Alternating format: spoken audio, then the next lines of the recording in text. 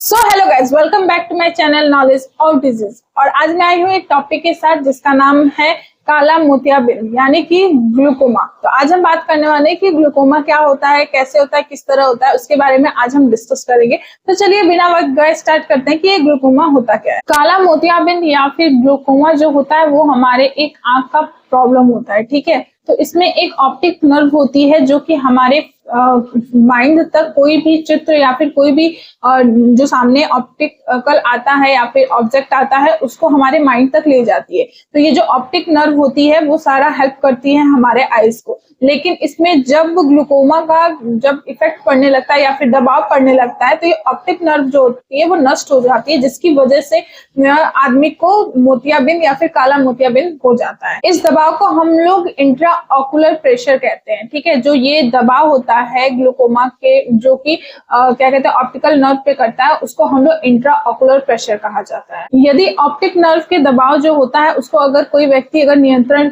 करे या फिर इसका कुछ और भी इलाज करे तो वो आदमी परमानेंटली अंधा हो सकता है। अंधेपन में जो ग्लूकोमा होता है वो बहुत ही मतलब रेयर मतलब डिजीज होता है जो कि किसी भी उम्र में किसी को भी हो सकता है, लेकिन ये ज्यादातर बूढ़ों में पाया जाता है, जिसकी वजह से बहुत ज्यादा दिक्कतें होती हैं। जो ग्लूकोमा होता है जब तक अपने जगह पे नहीं होता है तब तक उस पर्सन को कुछ भी दिखाई नहीं देता है। इसलिए नहीं दिखाई देता है क्योंकि वो बहुत ज्यादा ही प्रेशर करता है जिससे कि ऑप्टिक नर्व नष्ट हो जाती है। ग्लूकोमा का जो कारण होता है या फिर आंखों पे जो दबाव होता है उसकी वजह से आदमी परमानेंट अंधा भी हो सकता है। इसलिए आपको हमेशा अपने आंखों का चेकअप कराना चाहिए जिसकी वजह से वो जो दबाव है उसको रोका जा सके, उसका निवारण हो सके ताकि आपकी आंखें सही हो और आप अंधे ना हो। अब हम बात करते हैं कि ग्लूकोमा के टाइप कितने होते हैं। तो ग्लूकोमा में एक्यूट ग्लूकोमा आता है, क्रॉनिक ग्लूकोमा आता है, नॉर्मल टेंशन ग्लूकोमा आता है, सेकेंडरी ग्लूकोमा आता है और कंजेनाइटल ग्लूकोमा होता है। तो ये 5 ग्लूकोमा के टाइप होते हैं। अब हम बात करते हैं कि स्टेजेस ऑफ ग्लूकोमा। तो ग्लूकोमा के 3 स्टेज होते हैं, first stage, second stage, third stage.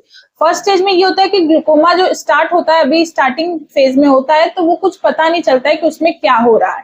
फिर सेकंड में आता है सेकंड स्टेज में कि उसमें ग्लूकोमा जो होता है वो प्रेशर करने लगता है आपके ऑप्टिक नर्व्स को, जिसकी वजह से आपको बहुत धुंधलापन होता है। और थर्ड स्टेज में ये होता है कि आपको पूरी तरह आपकी आंखों को ग्लूकोमा में कन्वर्ट हो जाता है, जिसकी वजह से आपको काला मोतियाबिंद हो जाता है और फिर धीरे धीरे आपको दिखना बंद हो जाता है, जिसकी वजह से आप अंधे हो जाते हैं। तो ये तीनों स्टेज होते हैं ग्लूकोमा के, फर्स्ट स्टेज, सेकंड स्टेज और थर्ड स्टेज। अब हम बात करते हैं कि ग्लूकोमा के लक्षण क्या क्या होते हैं, मतलब सिम्टम क्या क्या होते हैं इसके। तो इसमें सिम्टम आता है कि आपके आंख और आपके सर में बहुत तेज दर्द होता है, आपको धुंधलापन दिखाई देता है, आपको बहुत ज्यादा बेचैनी होती है, आपको मितली आती है, आपको उल्टी टाइप में होता है, आपको चक्कर आता है, या फिर ये कहूँ कि सबसे ज्यादा ये होता है कि आपको क्लियर दिखाई नहीं देता, आपको धुंधलापन दिखाई देता है और बहुत ज्यादा आपके सर में और आंख में दर्द होता है। तो ये सारे लक्षण होते हैं ग्लूकोमा। अब हम बात करते हैं कि ग्लूकोमा के कारण क्या क्या होते हैं। तो इसमें कारण ये आता है कि ऑप्टिक नर्व में अगर खून का बहाव अगर कम है तो भी आपको ये दिक्कत होने लगती है, आप बुढ़े हैं तो भी आपको दिक्कत होगा, अगर आपको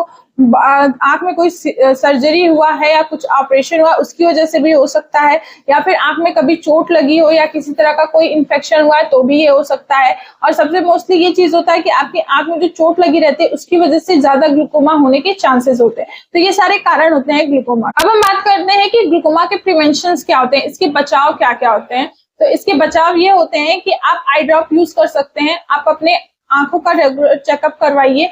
फिर उसके बाद ये आता है व्यायाम करिए, अपने आंखों को अच्छे से वॉश करके रखिए। फिर आता है आपका कि आपको ये जेनेटिकली भी हो सकता है, और दूसरा ये कि आप बहुत प्रोटेक्शन के साथ अपने आंखों को रखिए ताकि उस पर किसी तरह का कोई चोट या कोई जोखिम इसमें ना हो सके जिसकी वजह से आपको ग्लूकोमा का प्रॉब्लम हो। तो ये सारे प्रिवेंशन होते हैं ग्लूकोमा के। अब हम बात करते हैं कि ग्लूकोमा में डायग्नोसिस क्या करवा सकते हैं। तो डायग्नोसिस आप करवा सकते हैं कि आप किसी ऐसे डॉक्टर, आंख स्पेशलिस्ट के पास जाइए जो कि आपकी आंख का अच्छे से ट्रीटमेंट करेंगे, अच्छे से उसको चेक करेंगे कि उसमें क्या प्रॉब्लम हुई है। वो आपके ऑप्टिक नर्व और सारी चीजों को भी देखेंगे कि आपको कहीं काला मोतियाबिंद होने का प्रॉब्लम तो नहीं है। तो ये सारी चीजें हैं जो कि आप करवाने के बाद अगर पता चल जाएगा आपको कि आपको मोतियाबिंद हुआ है कि नहीं हुआ है। सो आज मैंने बात किया आपसे कि ग्लूकोमा क्या होता है या फिर मोतियाबिंद का जो प्रॉब्लम होता है, काला मोतियाबिंद, उसमें क्या होता है, कैसे होता है, कैसे लक्षण, कारक, सारी चीजों के बारे में मैंने आपसे डिस्कस किया। आई होप आपको वीडियो पसंद आई होगी और आपको समझ में भी आया होगा। अगर आपको वीडियो पसंद आया और समझ में आए तो इसको शेयर करिए, लाइक करिए और मेरे चैनल को सब्सक्राइब करिए। अब मिलते हैं नेक्स्ट वीडियो में, तब तक के लिए थैंक यू।